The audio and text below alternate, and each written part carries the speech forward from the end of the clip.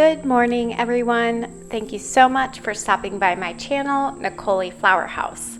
My name is Taryn, and I am just showing you my cut flower garden in its current state.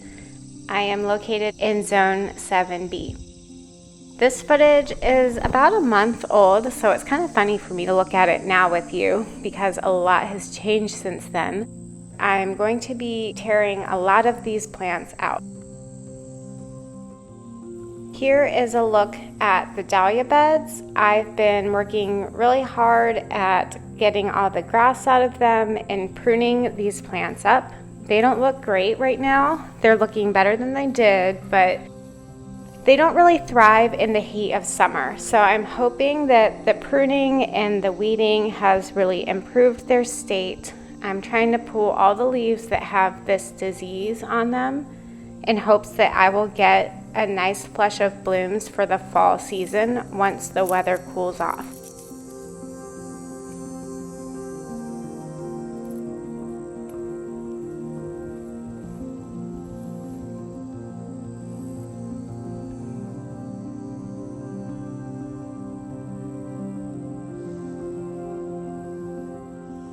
I think I have a few things going on here. With all the grass that's kind of taken over both the beds and the pathways, I think I have some disease and damage from grasshoppers. Another thing I've noticed is I might have spider mites in here as well. So I'm going to be spraying these plants down with water once I get everything pruned off, because I'm not sure if the black leaves is from a fungal disease or something else that's going on. So I want to make sure and get all of that off first before I spray the plants down to take care of the spider mites. And I'm just going to be cleaning up the pathways to get rid of the grass to help with the grasshopper issue.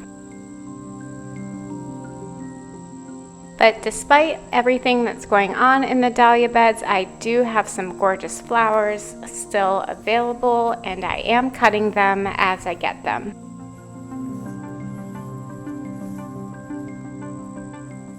I really like how the plants are supported by the blue twine that I've added since the last video. I've gotten all the beds with that up. But I think I'm going to change up what I do next year. I would like to tie the dahlias up to the twine, very similar to how Laura from Garden Answer did her dahlias this year. So I want 2 individual rows per bed of dahlias, and I'm going to tie each one up to the twine instead of trying the corralling method. I think with the humidity in my zone, again, I'm in zone 7B, we have so much humidity, and I think the plants need more air circulation than the corralling method allows. So I'd like to space these out more and just have single rows, because I can't have these close together to support each other the way you would in the corralling method.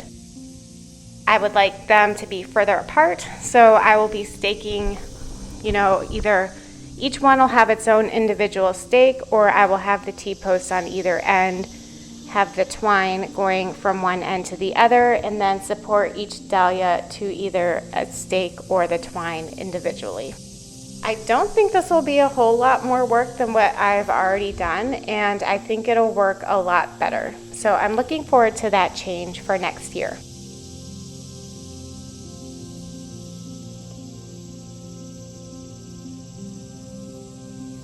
Another thing I've been thinking of doing differently for next year is digging and storing my dahlias. Last year I didn't do that, and I really liked the convenience of that method. But if I dig and store my dahlias, I'll have way more space for spring things like tulips and ranunculus and anemones.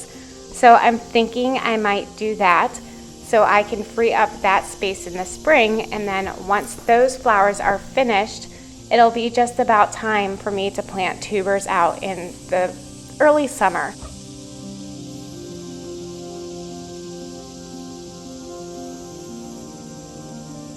I do want to show you the roses throughout the garden. They are rebounding well after their bout with Japanese beetles.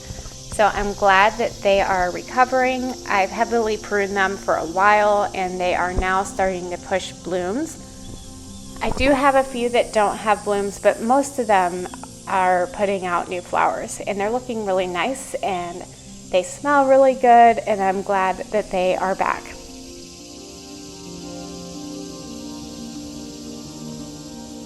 And I don't know if you've caught it, but behind the strawberry rose, this is the same spot that I opened the video in, and the cherry tomato that was very diseased behind this plant I've taken out. So that's already gone.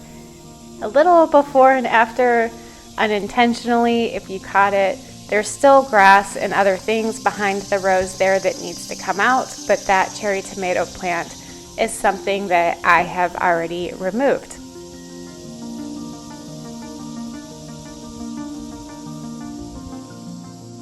Another thing I'm going to have to address either this winter or within the next few years are the raised beds in the garden. They are not going to last forever. I'm already seeing some spots where the boxes are kind of warping because of the sun. The wood is really dry and it's just pulling apart. And I'm not sure I'm wanting to rebuild or maintain these boxes. I may just transform this space into an in-ground garden once the boxes have kind of run their course. And that means I will probably have to move all of these roses. So I'm trying to decide if it's better to do that now since they're really young, or if I should just hold off and wait until the garden boxes have run their course. Obviously they're holding up now fine, but I'm having problems maintaining proper soil moisture with the raised beds as compared to the in-ground beds. Even though they're mulched, they're just not retaining enough water. I'm hoping to get my drip irrigation system going this fall or winter, so if that significantly improves the health of my soil for next season, then maybe I'll work on maintaining these boxes a little better. I'm just not sure what I'm going to do.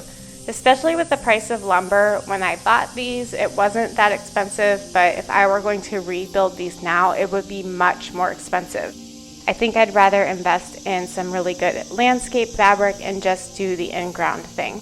Now, that's gonna be easier said than done because I love the look of these boxes. I'm not getting much benefit as far as ease of gardening because the plants I'm growing in the boxes are so tall.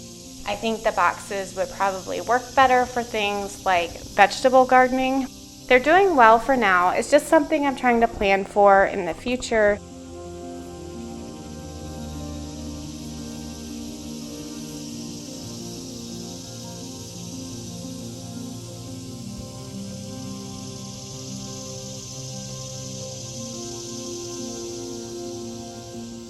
This right here is Orlea, and it has dried up and produced seeds. I've saved some of them to see if they're viable, and saving seeds is not something I've really put much effort into, but since they're here mainly from neglect, but since they're here I might as well try and see what I can get out of this.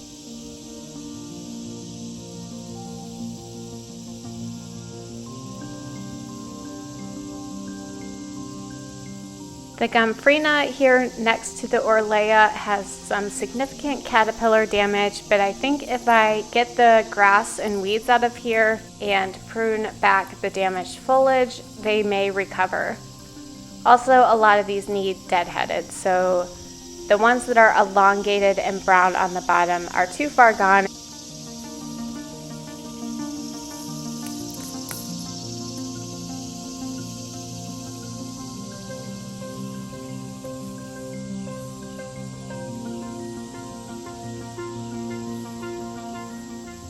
This celosia bed is doing really good. It's produced a lot of flowers for me.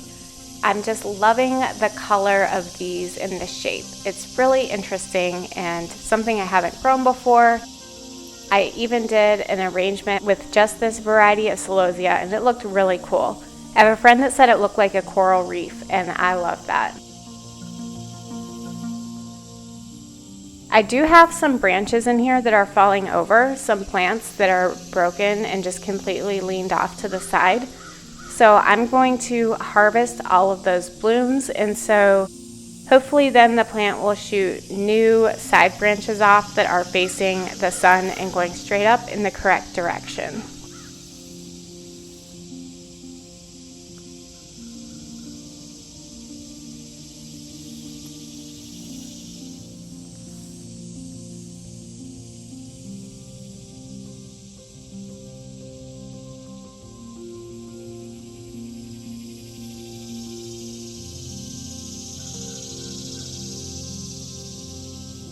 Here is what I took out of that bed when I was cutting the branches back that had broken, and what I made that coral reef arrangement, if you will, out of. There's some zinnias tucked in that bed too. It's really hard to see because it's overgrown.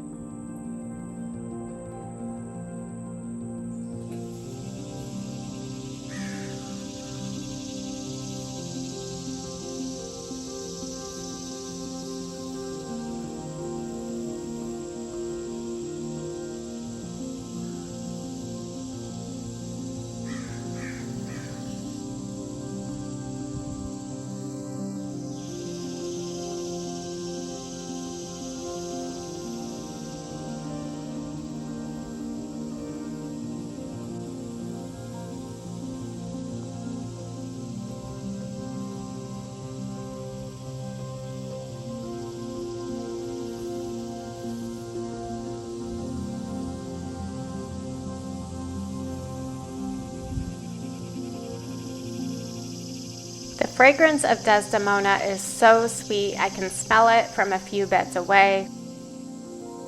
Behind the Desdemona are jewels of opar.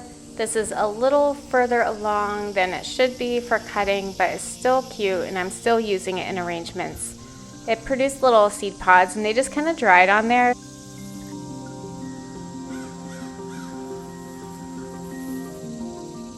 I believe this is a cafe au lait dahlia. It hasn't bloomed for me this year. It has the same black spots on the leaves as the other ones. I attempted to move all of the dahlias out of the raised beds over the winter, but obviously I missed a piece of this one and it grew. So maybe I'll get some blooms off of this. There was a tomato plant very near here earlier all throughout the season, so that may have prevented it from blooming because it probably just didn't have enough space or nutrients. So now that the tomato plants have been pruned out and removed, it might do better.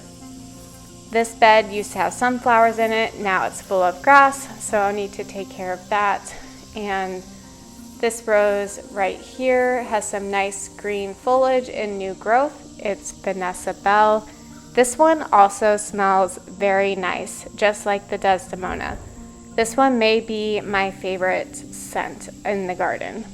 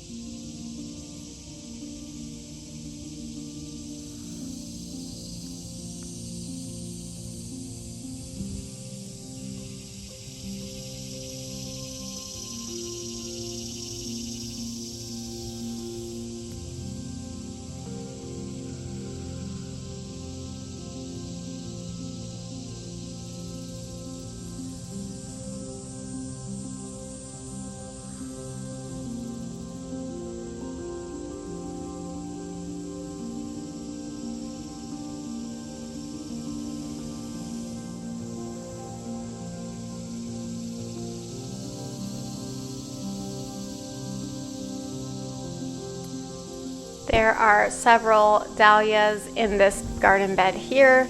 Most of them are white ones.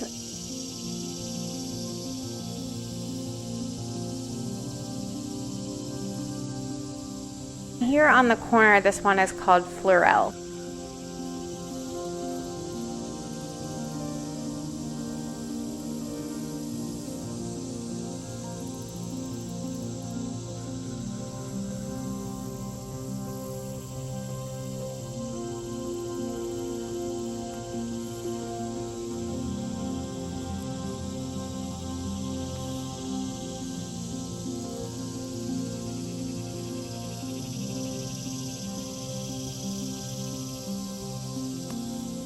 In the next bed over, there is a volunteer celosia that I'm just letting that go.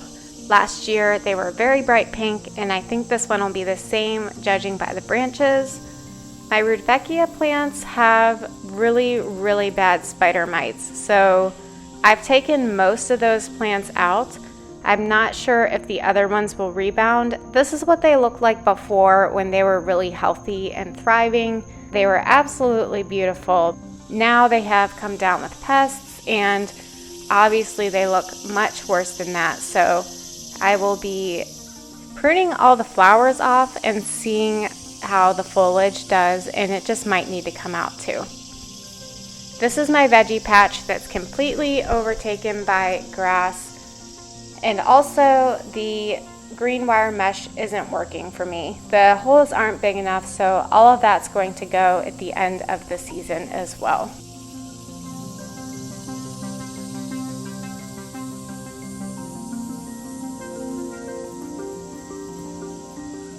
And I did want to show you, come back to the base of Strawberry Hill Rose. There are some asters still hanging on.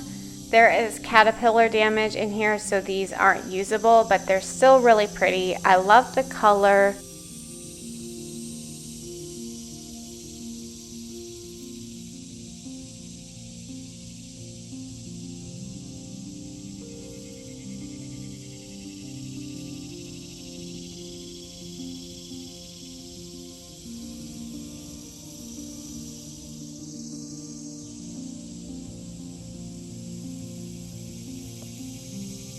This over here doesn't look like much right now. It's just a bunch of green foliage, but these are actually chrysanthemums.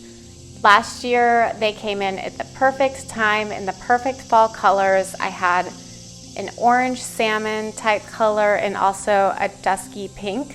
So they were almost purple even. It was perfect fall colors, so I can't wait for those to start putting buds on so I can get an abundance of blooms in the fall.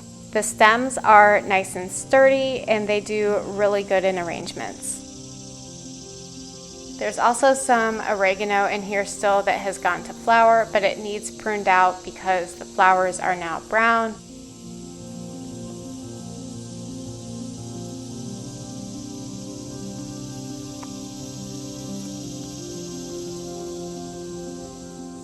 I've noticed a lot of these fern type plants growing in my garden beds as weeds. It's probably some invasive plant, but if you guys know what it is, let me know in the comments below, because I actually like the look of it, and I did a vase test on it and it lasted like 2 weeks in the vase.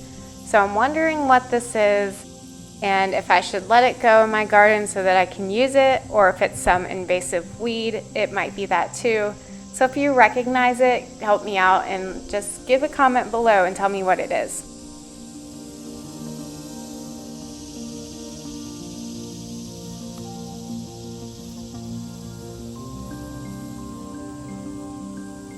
Now here are my in-ground beds, and I know these look absolutely terrible and you can't even see the dahlias that are in there. There's just so much grass taking over it. But it actually wasn't as bad as it looked because I've already cleared all the grass out of these beds. The grass was kind of crawling through, and so when I picked one clump out, a ton of grass came out with it, and it just went kind of quickly, and it was growing on top of the mulch and not really anchored into the ground, so it wasn't hard for me to pull it all out. Now obviously these plants have been suffering a lot, and I don't know if they will recover, but I thought I'd give it a shot anyway since it wasn't really taking me that long. The zinnias I'm sure will appreciate the weeded beds. They still look good despite all the grass pressure. I'm loving the colors I'm getting out of this mixture. There's tons of pollinators in here. They don't seem to mind the mess at all, so I'm really appreciative for this patch of zinnias out here.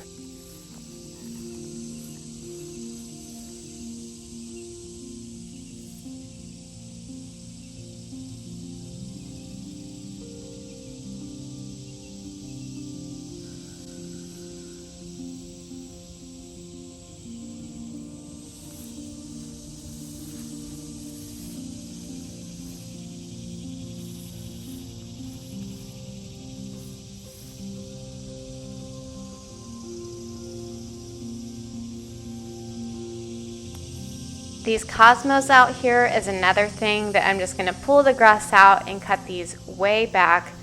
About a month ago, this is what they looked like, and they were much better.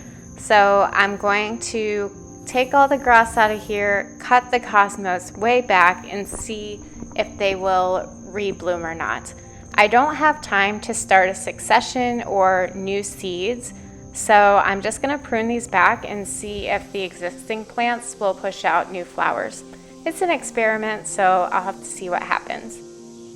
This hyssop, I didn't realize, I thought it was perennial, but this is what it looked like a few weeks ago, and right now it's just completely dead and dried. So it needs to be cut back, but I'm actually going to leave it there because I have a garden spider living in it, and I want her to stay and eat bugs. So that will have to come out in the winter. I have started taking this bed back as well. It was completely inundated with grass. You couldn't even see that this bed was here. This is where I have some echinacea and Siberian elm planted.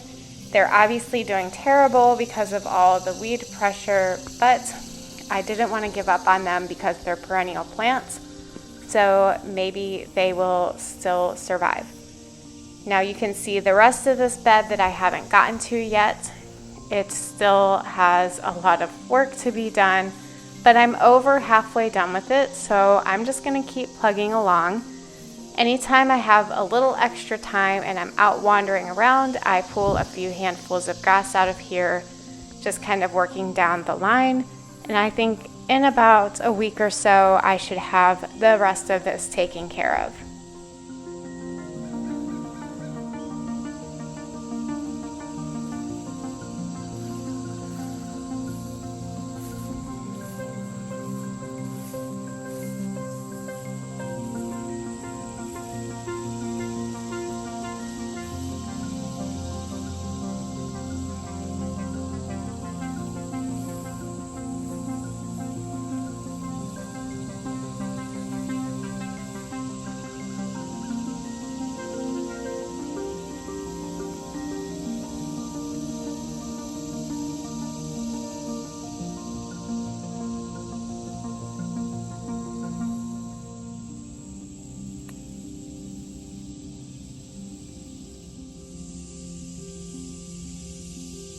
Now here is a second succession that I planted of zinnias, and actually these are now blooming, so on the next garden tour you will see blooms on these flowers.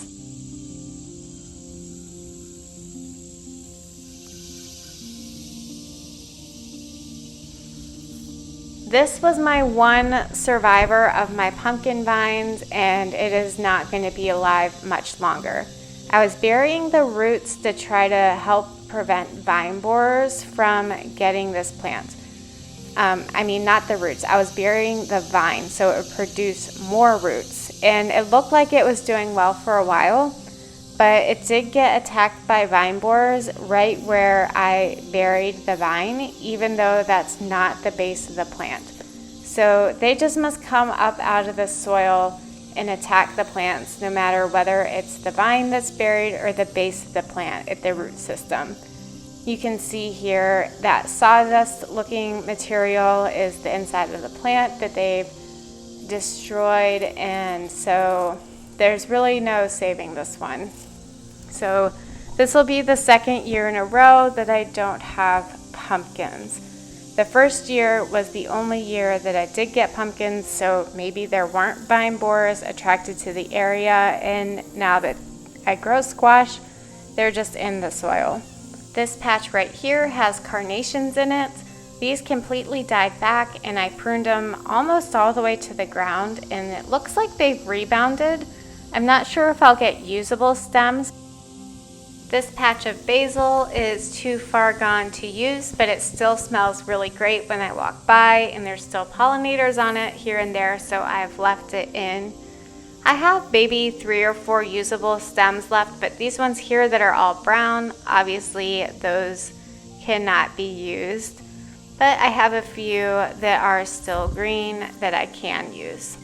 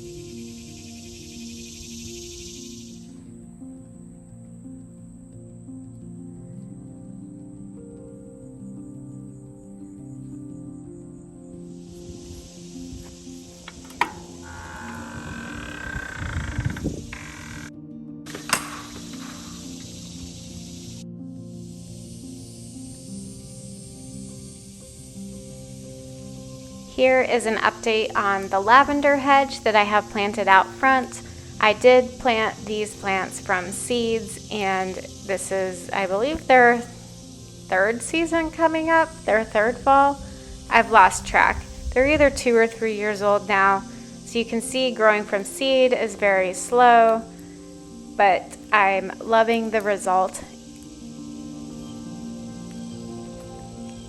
Here is a dahlia. I try to move all these dahlias out of here into the dahlia patch, but obviously I missed this one, so I left it and let it grow throughout the season, and I've really enjoyed those pale purple blooms on it.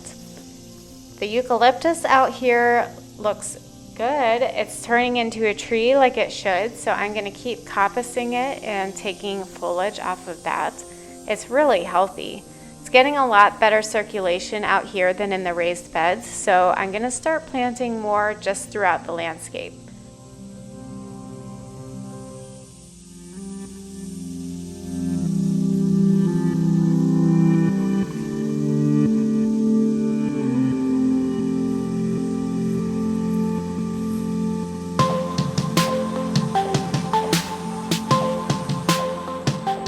Well, that is all for today's garden tour. I hope you enjoyed the little update. The next video is going to look so much different because I've pruned a lot of those plants back or removed them throughout the garden. I also have some pictures here of some of the arrangements that I made out of what I took from the garden. So despite all the craziness, there's still a lot of beauty to be had and appreciated. If you like the pictures, you can always follow me on Instagram at NicoleFlowerHouse. If you enjoyed this video, give me a thumbs up, and the best way to support me and my channel is to subscribe and share it with your flower loving friends. I'll see you next time. Bye.